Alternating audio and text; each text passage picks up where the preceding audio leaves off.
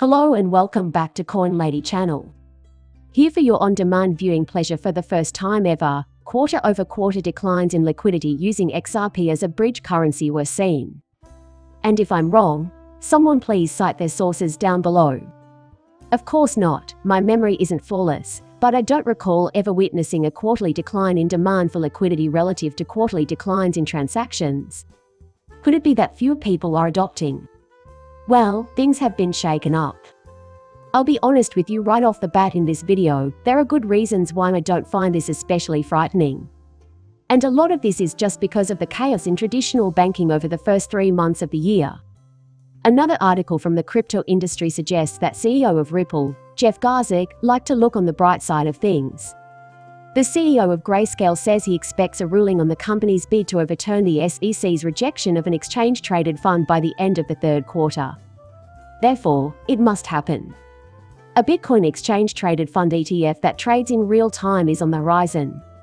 It's absurd that it hasn't been created by 2023, but I'm willing to give the SEC the benefit of the doubt and assume that they just suffered a huge loss. It's just another legal development that I'm keeping an eye on and will keep you apprised of as they arise. However, this is a pivotal year for SEC-related legal matters.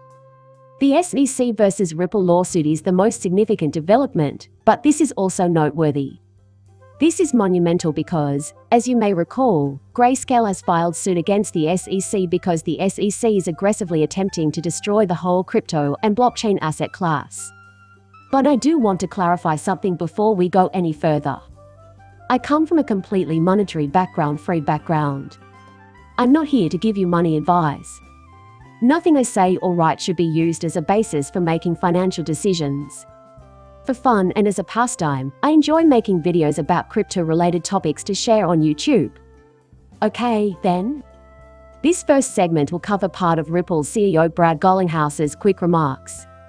Brad Garlinghouse, CEO of Ripple, has criticized the United States for being slow to adopt new regulations for cryptocurrency-related activity. Garlinghouse tweeted today that he is less concerned with the United States' regress in developing clear crypto standards and more interested in the progress being made elsewhere. And here it is, in its entirety. Brad Garlinghouse's tweet: "The United States may be regressing, but I like to look on the bright side of things." New regulatory systems and frameworks for crypto activities have been implemented in the recent few months in the EU, the UK, and the UAE. For more, please refer to our market study. Ripple is the most open firm in the cryptocurrency and blockchain industries, therefore he then provides a link to their first quarter XRP market report. Also, etc. It's intriguing to witness the liquidity on demand dry up for the first time in a long time. However, this is not without explanation. And once again, this is related to the upheaval in traditional banking. It's not that Ripple has admitted openly that they are losing clients. Now, if it continues to drop for another quarter without any further banking catastrophe, I might start to wonder. However, consider this. The news from the most elementary cryptocurrency is as follows. Despite the banking crisis, Q1 2023 data shows that on-demand liquidity continued to grow. As a result, it flourished.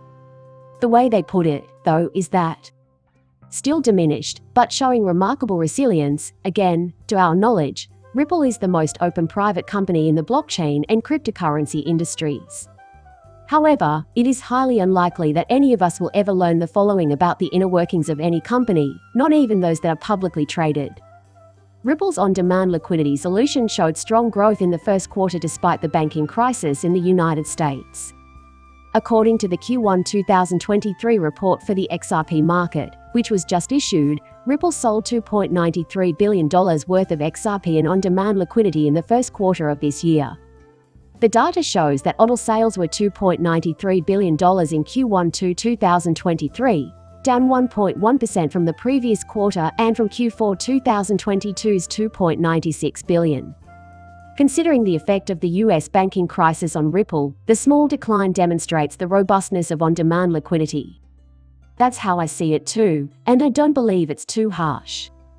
I'm going to presume that it's unnecessary for me to detail the fires at Silicon Valley Bank, Signature Bank, Credit Suisse, and everywhere else for the sake of this video because, you know, everything was on fire. Right.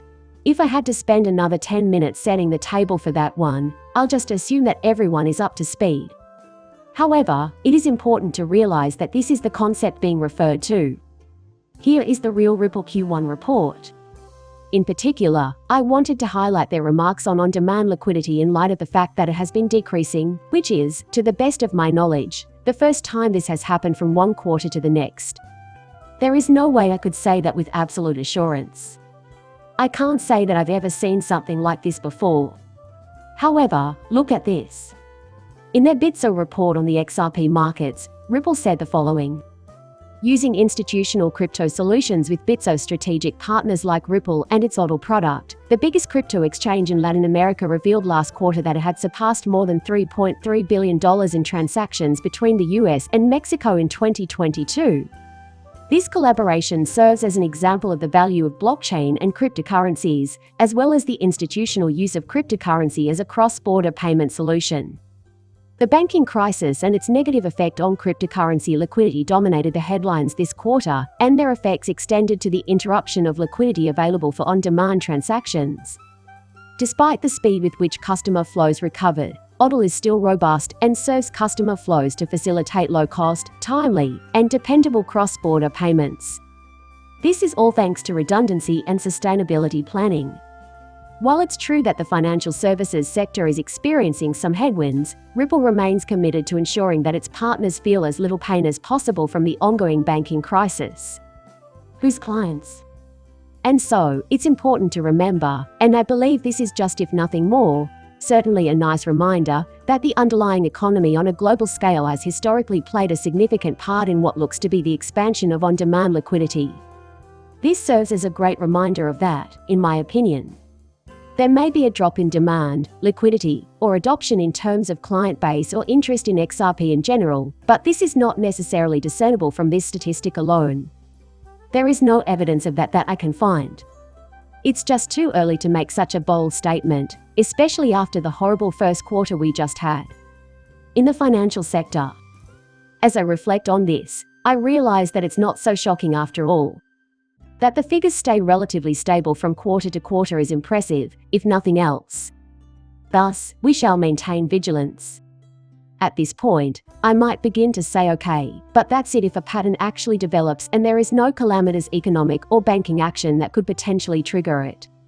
That is not something I expect to happen. I'm only stating that, for my own curiosity's sake, I plan to keep watching shows regardless of future data. Since the XRP ecosystem as a whole is of great interest to me, I'm curious about the various ways in which developers are constructing applications that make use of the XRP ledger and issue XRP as payment. CoinDesk also has this to offer. For the ETF appeal to the SEC, Grayscale's CEO anticipates a decision by the end of the third quarter. This could be the worst year ever for the SEC, and I couldn't be happier about it. Just saying, I guess we'll wait and see. But I have faith that the SEC will be shown the door. In regards to the SEC's lawsuit against Ripple. And if we can pull off that stunning loss and then this lawsuit over Grayscale, watch out. By the way, I'm glad that Grayscale is taking the fight to the SEC, because the SEC has been rejecting every Bitcoin spot ETF that has ever been presented to them with unrelenting rigor. Furthermore, it's completely incomprehensible. There are now existing futures markets in the world. Where is the real distinction here? Now. This is utterly dishonest, and it coincides with the reality that the SEC's massive attack on the crypto industry is plain to observe as it proceeds as follows. The decision on whether or not Grayscale can convert its $17.5 billion Grayscale Bitcoin Trust GBTC into an exchange-traded fund is expected by the end of the third quarter. Michael Sonnenschein, CEO of a global asset management firm, made this announcement on Wednesday at CoinDesk's Consensus 2023 conference. Please note that this is significant because an ETF is a type of investment vehicle that is typically traded on a legacy market such as the New York stock market or Nasdaq. People who are already familiar with cryptocurrency but don't want to create a Coinbase account could benefit from this. However, if you're dealing with only one person, you can set them up with an exchange-traded fund ETF to invest in cryptocurrency. That's a major issue, especially considering that these are some of the largest exchanges in the world. So, not only will investors in the ETF gain exposure, but Bitcoin will also be physically held by the fund. You're raising the risk of public exposure by holding it, which prevents others from buying it. As a result, interest ought to increase. That's why this whole thing is significant. An XRP-only exchange-traded fund ETF might theoretically be created at some unspecified point in the future. I mean, why not? However, we as a crypto community need to establish ourselves in this area. First, Bitcoin. Fine. While Bitcoin is the more well-known cryptocurrency, XRP is where my focus lies. In terms of actual funding, it has the highest rate of adoption. So, sure, bring in some Bitcoin, but I don't see any reason why you couldn't do the same with any other cryptocurrency. Nothing could theoretically stand in the way of this happening. That article keeps going. The asset manager's bid to transform the largest Bitcoin trust into an exchange-traded fund was denied by the Securities and Exchange Commission a year ago. The transformation has the potential to aid Grayscale in doing away with the notorious price cut. The value of all the Bitcoin held by GBTC is significantly more than its current market price. CEO Sonnenschein of Grayscale, which, like CoinDesk, is owned by a digital currency firm, said on Wednesday that he expects a decision in the company's lawsuit against the SEC to be made by the end of September. Quote, "Between now and then, we're impatiently awaiting the court's verdict." Quotation end. In any case, I thought I'd mention this, too. Even though I don't have to, this is one of the reasons why I'm keeping an upbeat outlook.